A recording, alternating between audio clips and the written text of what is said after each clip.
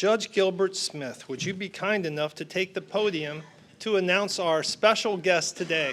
I tried to find one of those gator hats. You'd think I'd have one, but I don't. The best I could do is put on a gator tie.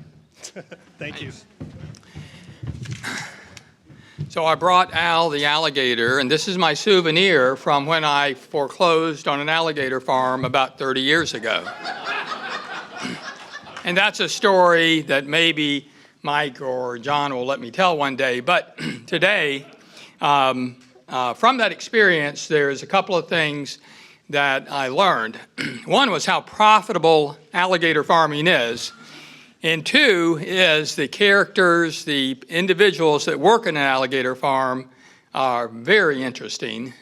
And like the animals they take care of, some of them are a little dangerous.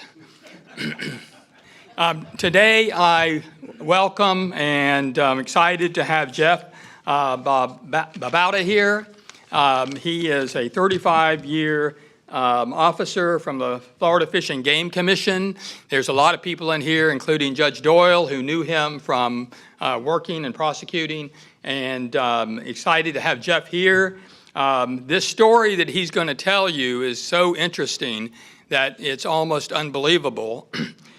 This sting operation that he was asked to do at the end of the time with the department. And he's going to tell you what the code name was, but his story is memorialized in a book called Gator and by Rebecca Renner. And as well as this has been documented very well in a lot of articles, and there may even be a movie in the future. So Jeff, come on up.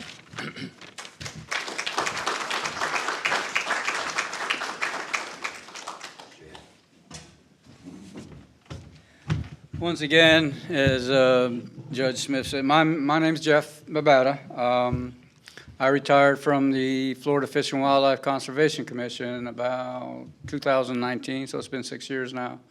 There seems to be a lot of interest in this covert operation since the book came out, so I've been doing a lot of presentations here and there and book signings and things like that. So I spoke to the Manatee Bar Association here a couple months ago, and Judge Smith asked me to come in and do this again. So anyways, back around 2015, my agency asked me to if I'd be interested in doing a covert operation, and I had just entered the drop program. I was in it for about a year and had 4 more years left, so you know, I told command staff not just no, but hell no. I didn't want to get hurt or maimed or run over by a train or mauled by a bear. So anyways, they kept bugging me, and finally I decided I'd meet with command staff, and they asked me if I could at least commit to doing this for 1 year. Well, this thing drug out for 2.5 years. And when you go under cover like this, you're asked to build the structure, the whole you know, the buildings, the property has to be rented, and that old saying, if you build it, they will come. So it just takes time, and I guess I had a lot of patience to just, you know, continue this. So anyways, let's see. Like I said, this was began in 2015 is when I started this. When I first went undercover, I actually did a small test program for about 3 or 4 months. Which taught me the tools to use while I was working undercover. So I worked on soft-shell turtles. Soft-shell turtles is a very big delicacy. And the agency found out that our numbers of soft-shell turtles were declining. And we found out that there was a lot of our resources, the soft-shell turtles, were ending up in China, alive. And they got restaurants over there, I guess, that when you go into the restaurant, you can pick which turtle you want. They take it out back, cook it, and da-da-da-da. So after a while, that operation ended. They threw me a set of keys, and they said, this is your real McCoy. You got to go build this alligator farm, da-da-da-da. Here's your address. I guess I'm going the wrong way. And I pulled up into this place, and I'm thinking, what in the world did I get myself into? You know, I didn't live at home, so this was away from home. The property The trailer next to it is the place I thought I was staying in until I entered the place. It was uninhabitable, and I quickly found out, I wonder what that camper's for. So I ended up staying in that camper, made a life out of it. I rented 9 acres out there in Arcadia. I live here in Bradenton, but I'm kind of lucky enough that I didn't have such a long drive, even though I only came home every month, maybe every 3 weeks. So I rented this place. It was junk. It's had several places, and keep in mind, those are kiddie pools. In order to raise hatchlings and baby alligators, most professional places have raceways. These are concrete structures that you raise them in, but there's nothing in our clause, FWC, that says I can't use a swimming pool, so I try to get by as easy as I can. Plus, this was a very, very expensive covert operation, and I tried not to get into too much costly stuff. So this was an old warehouse. I took one side to where I could break it down and use it as an incubator room, and then the other side is where I would raise the alligators.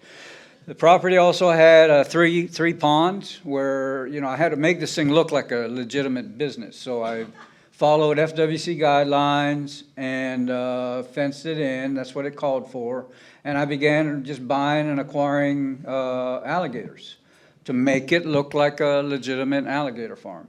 And let me back up a second. To begin with, I had been on with the agency 31 years, and believe it or not, folks, I've never seen an alligator egg.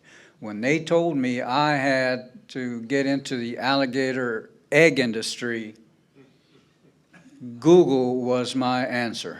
I did a lot of Googling. So I began building this business, buying, stock and feeding these things. I built a grand entrance, went around, had business cards made, and every kiosk I found in Arcadia, I'd stick my business card on there, drove around town a lot, At the very beginning of this, because it's right here, I've done quite a bit of work in Arcadia as well as a uniform officer. So the first thing my colonel told me is, you might want to grow your hair out. And I did. I grew my hair out, grew a goatee. I looked like a dirt bag, a Delta Bravo. And you walk the walk, talk the talk. I could sound like a good old country boy, So I started building everything, like I said, buying alligators and just start stocking the farm. Started hanging around, our gator trappers, the ones that I did not know. I would call them up and say, hey, I want to buy alligators and come and hang out with you and just try to get into everything that was involved in alligators. Then I had, once again, you don't ever want to get caught in any type of entrapment. So I applied, actually the colonel and the command staff, EO is executive order. We went to our executive director back then and said, hey, we're doing this experiment. We need an executive order to go out and collect alligator eggs. So following the guidelines, we went out and collected alligator eggs. It was the first time I'd ever seen an alligator egg. And those eggs were actually collected up in Apopka. So there was a lot of driving around late night, stalking and collecting all these eggs. If you notice these eggs, you'll see clearer pictures. There's a white mark on that. This I learned on Google as well. The reason for the white mark or the black mark is if you take an egg and the way you take it out of the nest, you better put it back in your collection box the same way. If that egg canters either way, there's an embryo in there that if you don't put it back the exact same way, it'll drown, leaving the eggs unviable. So they won't hatch out. So learn how to collect eggs. And then I took those batch of eggs to test the waters, if you will. I went out and I called several farms around Okeechobee and told them who I was, and I got some eggs. At the time, prior to my covert operation, eggs were going for about $5 a piece. Maybe from time to time, you might find somebody that'll pay $10. After the hurricanes of especially Katrina and all the last few hurricanes, Louisiana got hit quite a bit, that their alligator industry went downhill. So they're really dependent on Florida's alligator eggs. So, and you'll see here later on, I hooked up with a guy that was actually hired by somebody out of Louisiana. So I tested the waters by calling these alligator farmers and said, hey, my name is Curtis Blacklegs. I got some eggs. Are you interested? First time I got there, I mean, I didn't even have to say, I want $45. It was like a big demand. He said, I'll give you $45 a piece. So I don't want to bore you with all this. This is what this guy did. There's always a way to hide things on numbers. All of you, especially you attorneys that are in here, you know there's a book somewhere with hidden numbers.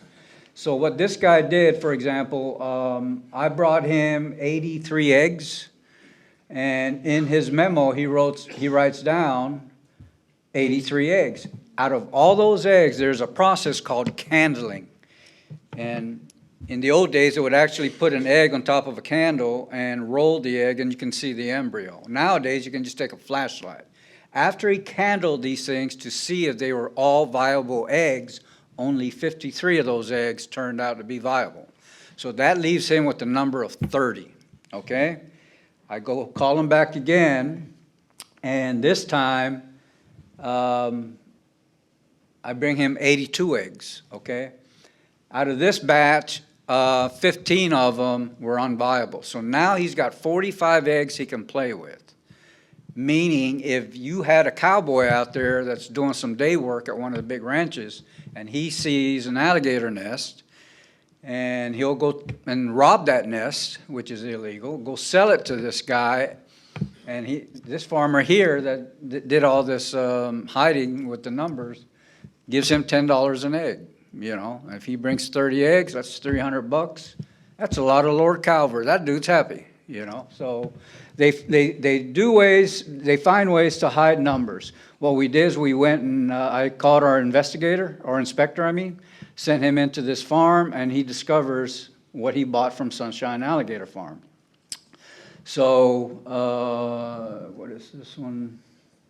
Oh, I just began hanging out with different people, calling people, telling them who I am, what I'm interested in doing, and this is one of the local trappers over there, and I would not only help them catch gators, but I'd offer them some money to where I could.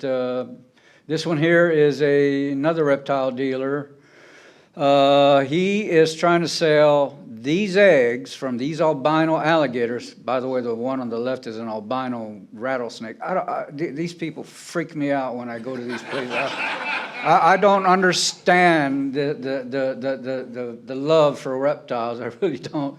But this guy here was trying to breed albino alligators, and he was asking $6,500 a piece for these alligators because they're an albino species. So I just started hanging around different people, and I told them I want to get into the pet industry, and so I went and bought some gators for like $100 a piece, and I was going to flip them for $200 up to some guy in New York. I didn't really do anything like that. I think New York's already got enough gators in their sewer system, so you know, I got into the hunting. My God, the alligator hunting business is big. That gator right there is $5,000. For this guy to fly from South Africa, he wanted to kill a 10-foot alligator.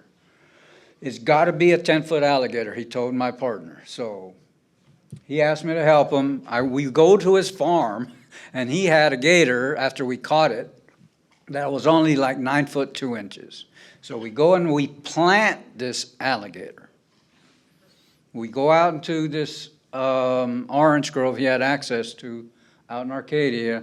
We put a hook in this gator's mouth, threw it in the pond, went and picked up this individual, him and his wife, took him out there, and knowing we're going to make $5,000 off of this gator. So Drove around the orange grove for a little bit, and my partner, he's freaking out. He's getting drunk, and I'm thinking, oh my God, you got to have your senses together here. We're going to pull off this stunt. So we give him a choice between a bow and arrow and a gun and a bang stick. I go out there and I pretend that we've never driven down this one particular part of the road, and there just happened to be a gator slide where they'd be sunning themselves, and then when they see people, they get in the water. And I point at this gator slide and I say, look, we set up a hook in here. Maybe we caught this guy. Well, I round the corner and sneak up there and, being theatrical. And I'm like, oh, we got one. Come on, come on. The guy gets out there. He kills this thing. And I'm thinking, how are we going to get around this thing? Oh, by the way, when he shot this thing, I pulled on the gator on the string and I get him up to the embankment. He turns around and he shoots it. The gator, and the embankment is not a gradual slope. It's a box. It's straight down. So as I'm reaching down, the gator comes back to life. And I'm scared, whatever. And anyways, they pull me out of the canal. He shoots it a second time. We go back to the Walmart parking lot where we picked these guys up, and my partner, he's freaking out. He goes, man, we're not going to make $5,000. And I said, here's what you do. You go ahead and pull the tape. I'm going to keep him in the front and teach him the biology, show him the eyes, the ears, the nostrils, whatever, and then you just holler out 10-2. And that's what he did. He hollers out 10-2.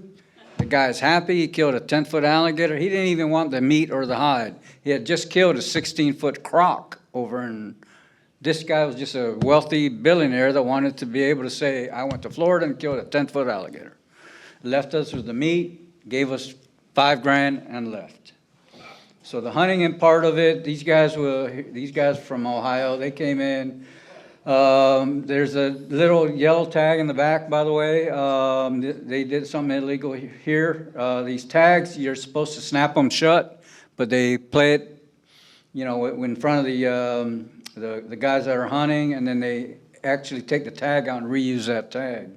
So these guys flew in from Ohio to shoot. That's a hog on the left and a gator on the right. One of my partners was over at our place, at my place there in Arcadia, and he shoots this white ibis, which is protected. So, I see him doing his G.I. Joe crawl when I'm trying to get lunch ready. He was over there, we're going to grill some burgers. So I come out, and one of the things that we used back then was just a regular old key fob. It's actually just, it's a recording device. So I'm asking him, and I always carry it right here on my side. I'm talking to him, what the hell are you doing? Aren't those birds illegal? You can't shoot them? Oh, no, don't worry about it. I'm going to shoot one. I want you to try what a curlew tastes like, which is a white ibis. And I'm telling him, aren't those protected? He goes, no, don't worry about it, don't worry. He shoots this thing. Brings it up to my camper, and I'm like, what are we going to do with this? He goes, you better throw it on the grill, otherwise the game warden's coming. And I'm like, well, I don't want the game warden here. And so, of course, he takes it and gets rid of the evidence. Guess where? My alligator pond. So I take the meat, and I throw it on the grill. That's some Bubba burgers with some white ibis. Let me tell you what, folks, that's some fine eating right there. That's some fine eating. We went and started hanging out and just going from trailer park to camper places and just snatching gators out of the ponds. He told me that he had permits for all this. He did not. And we were just going everywhere collecting, like I said, on this, I can't remember the name of the campground down in Arcadia now, but just started hanging around these guys and learning more and more. This is the pivotal moment of my covert operating. This is a husband and wife that I've been bugging him, just trying to get some information on how to raise gators, how to do this. And you got to understand there's a propriety out there, and every single person out there that has an alligator farm thinks they've discovered the best way to do this. So they're not going to tell you any trade secrets. So I bugged this dude for the longest time. I really didn't think that I would have anything on him until one day he came to me, going back to that saying, if you build it, they will come. He came to me with a business proposal. Later on, I find out that he had broke up with another guy that's over in Arcadia from his alligator farm. So he came to me and offered me a business proposal that he would use my alligator farm to go out and collect and use my farm to incubate these eggs. I later find out he works for the largest alligator farmer in the United States up in Louisiana. He hired this guy, and I guess he wanted to show this individual that, yeah, you picked the right guy.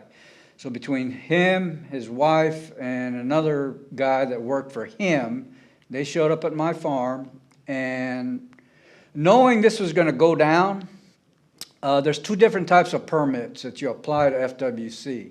I didn't apply for any of these things. This guy came to me, basically hijacked my farm. He got my driver's license number, got my social security number, got my farm license number. My wife and I were actually on vacation. Well, of course, I told him it was my girlfriend. I told him I had to go up to the mountains, meet my girlfriend's parents. I think I'm going to propose to her. It was actually a vacation between my wife and I, because she wasn't very happy with me at the time, so I had to patch things up. So I knew this is going to be really this was going to be it. This is going to definitely be the long term. So I'm driving back home after about a week of camping up in North Carolina, and my phone, my UC, my undercover phone, just starts going off. And I'm getting all these permits. The one on the left is a set number of, yes, it's a set number of eggs. Then the one on the right, you have to have a biologist with you, and the biologist tells you which nest to collect. So my phone starts ringing, and I'm getting all these permits for both private land, public lands, knowing our agency, FWC, didn't have the money to furnish all this stuff, so including this helicopter ride. So I told the bad guy, hey, look, I haven't exactly been a good Christian child, you know. When my aunt died, I told this big lie that my aunt raised me. And she has an attorney that was going to give me my so-called trust fund after she passed. But I wasn't exactly a good Christian child, so I wasn't going to get it because I blew all mine on money or women and drugs and whatever. It's just a big lie. So he rents a helicopter, and I don't know if you can see it, but there's some brown spots in there. We basically drive around, fly around. This is actually one of our management areas down here at Cecil Webb in Punta Gorda. And we started locating nests. Next thing you know, he's got connections with a guy with the Seminole tribe of Florida. And they sell me 500 alligator eggs. So whatever 545, there's a lot of money in gators, right, or gator eggs right there. So now we have a relationship with the Seminole tribe of Florida. So if you notice at the very beginning of this power slide, this operation name went through a lot. It was originally called Operation Tomahawk. Nobody could tell me until finally, when this whole thing was over, I find out that the captain for FWC that was under the investigation section loved the Seminole tribe of Florida. And he named it after he named it Operation Tomahawk. Well, when we got involved with the Seminole tribe of Florida, I thought we needed to change that, and they agreed because, you know, you got to be politically correct. So that's STOF, the Seminole tribe of Florida. We ended up buying like 2,600 eggs from them or something. He began organizing collection crews. He started inviting people to come to my farm. We'd have meetings. We'd go out. This person here is actually from Tennessee, flew down. This is at Avon Park. He paid for all this. Thank God, because if I would have asked for, you know, 35, 40 grand just to do this survey at Avon Park. So what basically happens here, these guys brought in their own airboats, And, oh, that was another thing. I didn't dare drive one of these airboats because I didn't want anything to make me look like I'm a game warden. I normally run airboats, but I never ran any of these. Basically, you learn when you go undercover, you just keep your mouth shut and act dumb, you know. So these guys, the helicopter will fly out with the biologist or whoever's up in the plane. They locate the nest. Everybody here in these airboats has their own GPS. He calls back the coordinates, and everybody takes off and goes and collects. If you see the one in the middle where Tommy's, he's candling. He wants to make sure those eggs are all legal. This is just us being out in the field collecting. Both private and public lands. And then this is just to show you how fast these guys can run. Hang on, let me tell the story on this first. Tommy and I were bent over. Actually, I remember this nest from the air, and Tommy had a hard time finding it, so they landed me. I got up with Tommy, we went out there, and we generally split up. One guy would be raiding the nest, and a guy would have a bamboo rod or a fiberglass rod.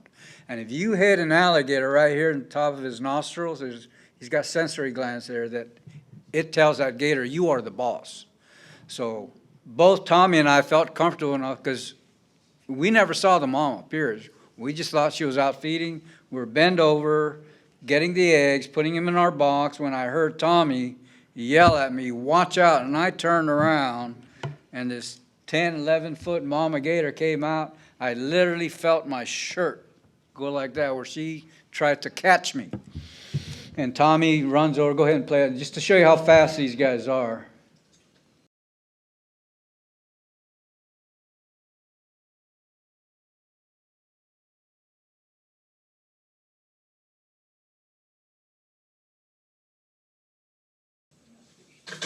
So we're trying to get her out of the way because we need to, the nest is open now. We don't want to expose that.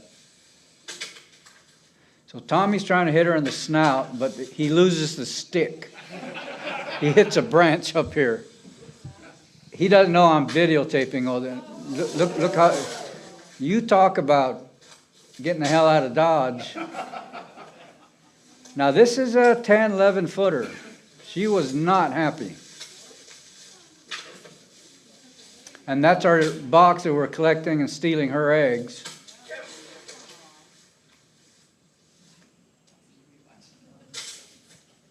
So anyways, these creatures are very, very quick. This is the first time during my participation in this when I realized, if that thing would have grabbed me, took me underwater, rolled me in if he possibly killed me, these guys don't know my true identity. Now, I do have a case agent that's assigned to me. I generally would tell him if I'm not back by 9, 10 o'clock, you might want to start looking for me.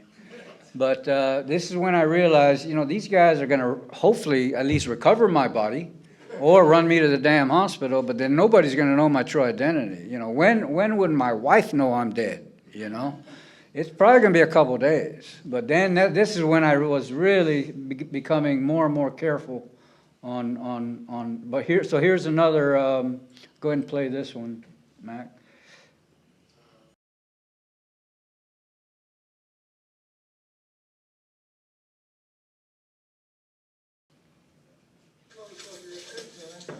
The one after this.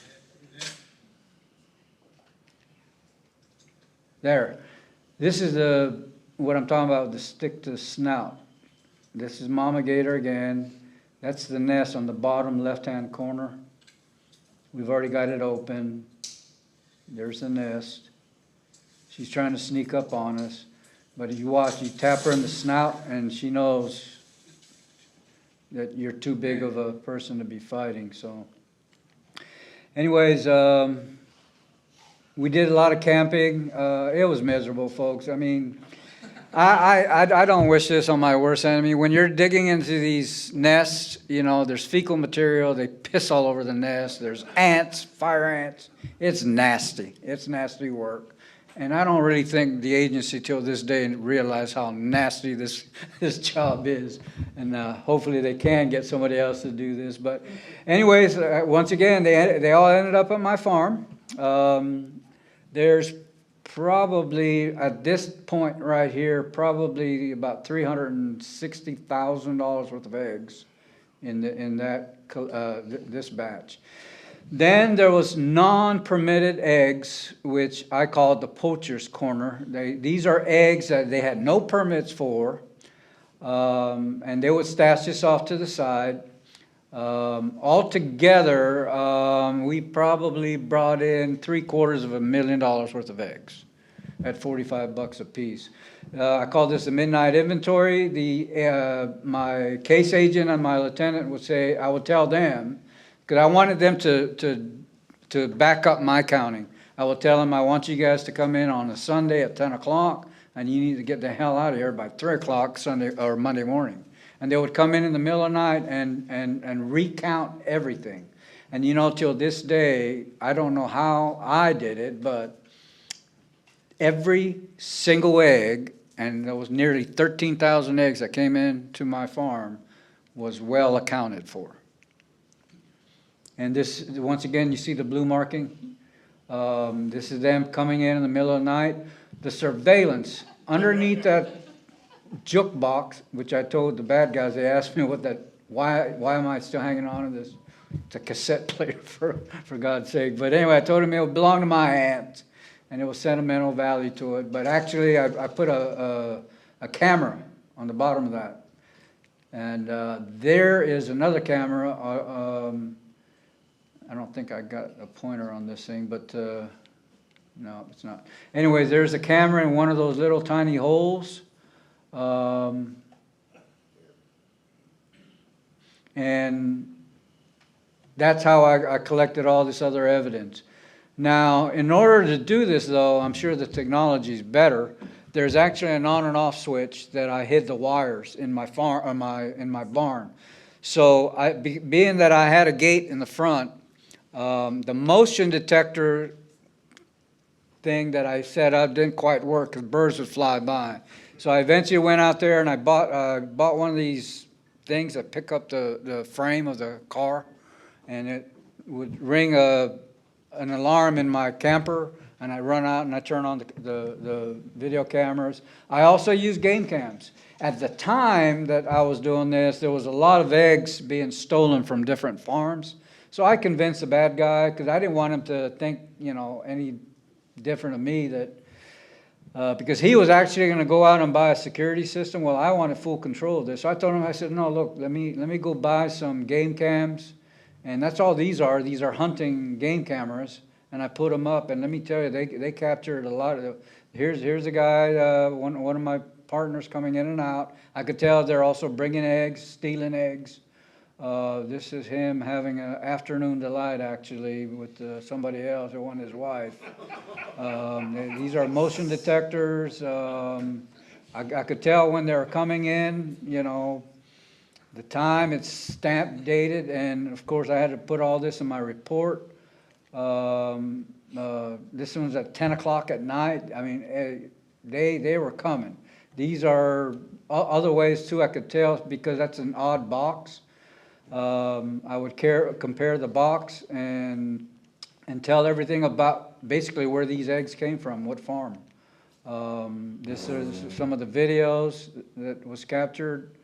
These are all other permits. These are all the paperwork. I don't want to bore you with all that. Oh, incidentally, being we're FWC, when part of the alligator collection programs, you have to call into our dispatch when you're coming in and leaving.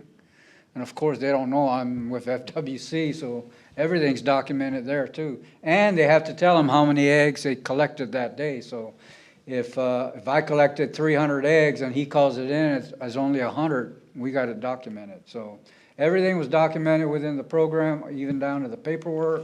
Everything was documented through FWC.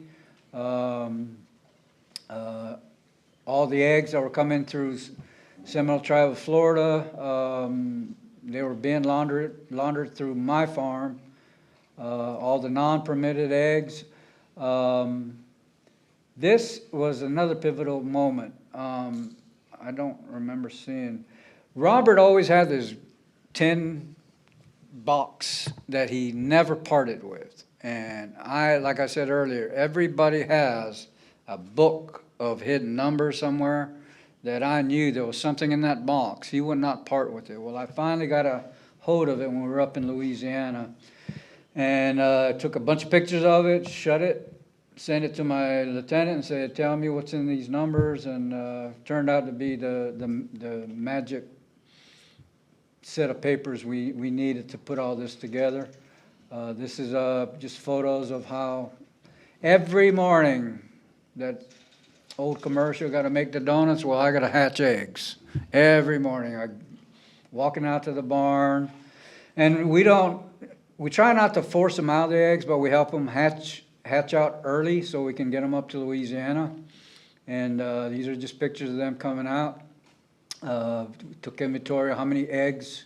And by the way, there's my tomahawk, the FSU, that I kind of was throwing hints, trying to be fair about this, that, yeah, this is Operation Tomahawk and you're busted. So this just tells you how many, tank 1 has 300, tank 2 has 300. We only try to put 300 hatchlings in each swimming pool. This is just a video of basically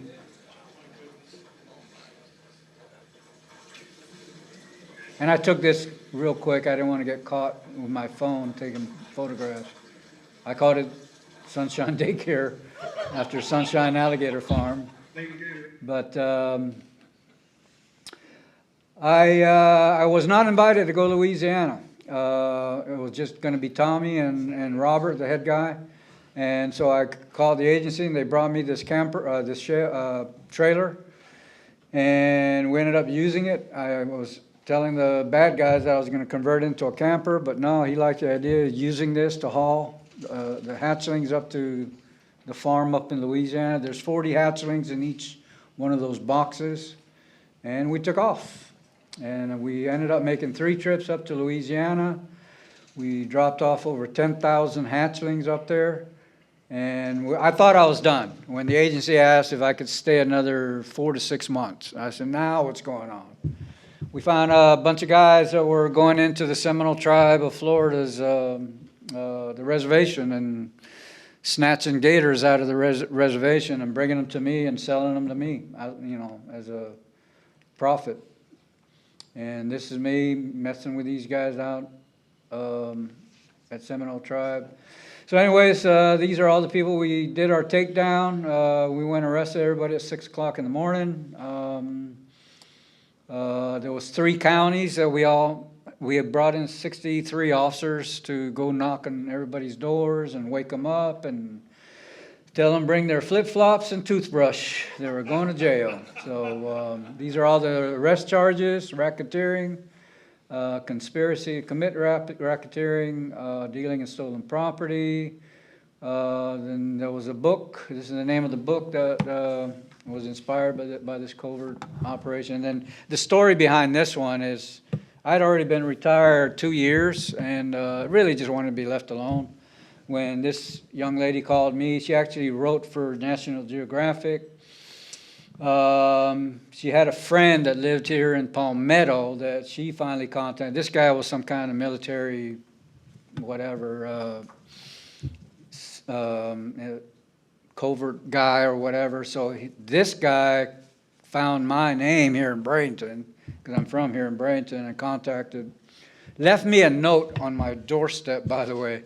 I was doing some yard work, and I was in the front pulling weeds, and I saw a note fly off my door, and I chased it down. And it said something about, my name is whatever.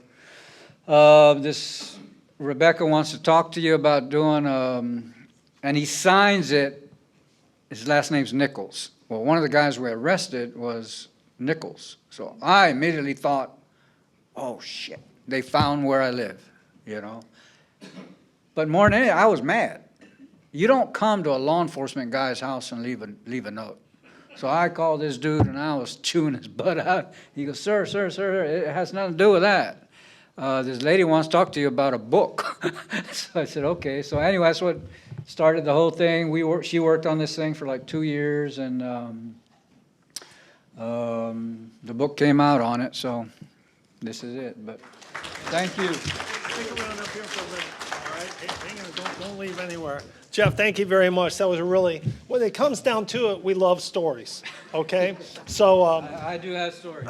we appreciate that. On behalf of the Bradenton Kiwanis, this is a Kiwanis golden ruler to measure your future stories, okay? That might be out there. We'll get a picture with Mac here. All right.